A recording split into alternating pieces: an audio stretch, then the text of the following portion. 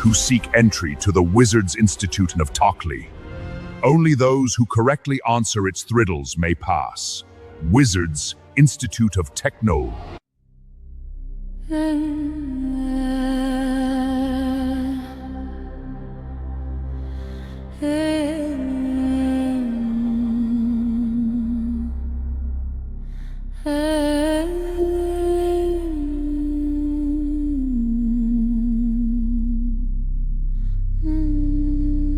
Once upon a time,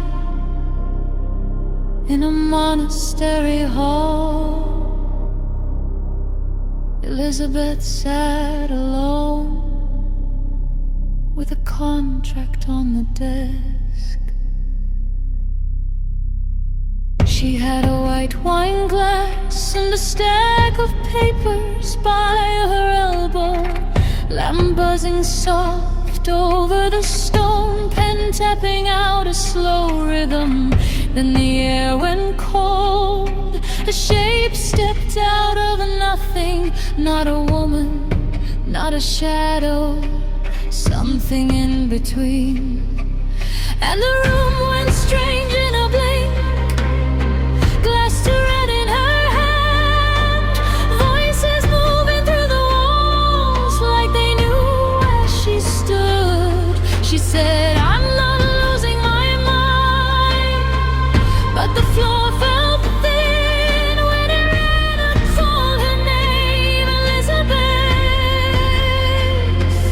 Listened in.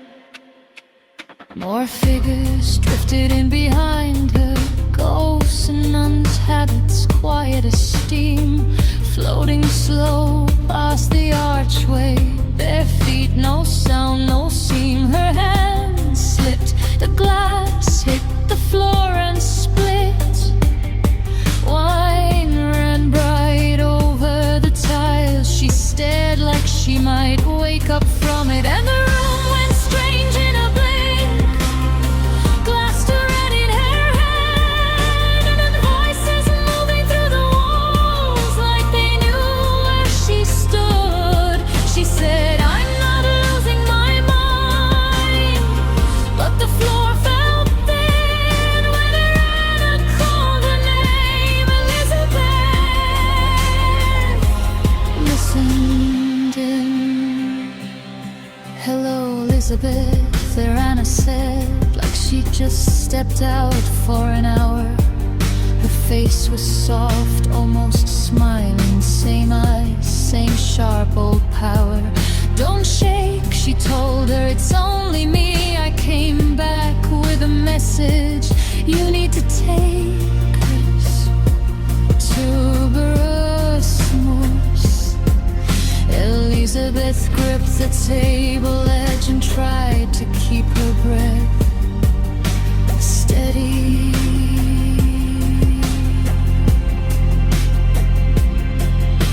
I saw you die, she whispered. Erana shook her head. Not everything leaves when it leaves the room. Some things stay instead.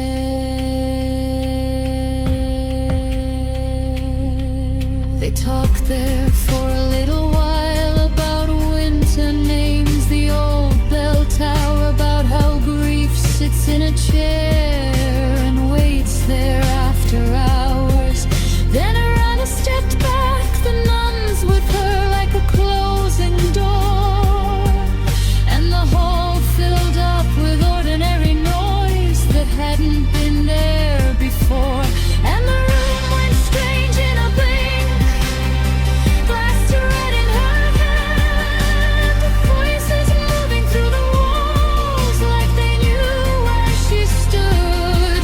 She said, I'm not losing my mind, but the floor felt thin when Erana called her name, Elizabeth.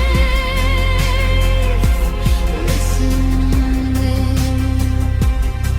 She looked down at the letter, creased at the fold, warm in her palm. A name she had to carry, a message she had to guard. So Elizabeth left her her desk and pulled her coat in the doorway. Still pale from what she'd seen, still steady enough to obey. Outside the stones were cold, the sky low and plain. She tucked the letter close and started walking to restaurants. No trumpets, no woman, just footsteps on wet stone. One with a secret and a road to cross alone.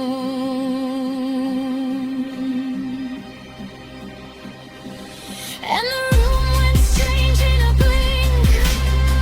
Glass to red in her hand. Voices moving through the walls like they knew where she stood. She said, I'm not losing my mind. But the floor felt thin when Erana called her name, Elizabeth. The listened in. Once upon a time, in a monastery hall, a ghost left a letter, and Elizabeth walked on.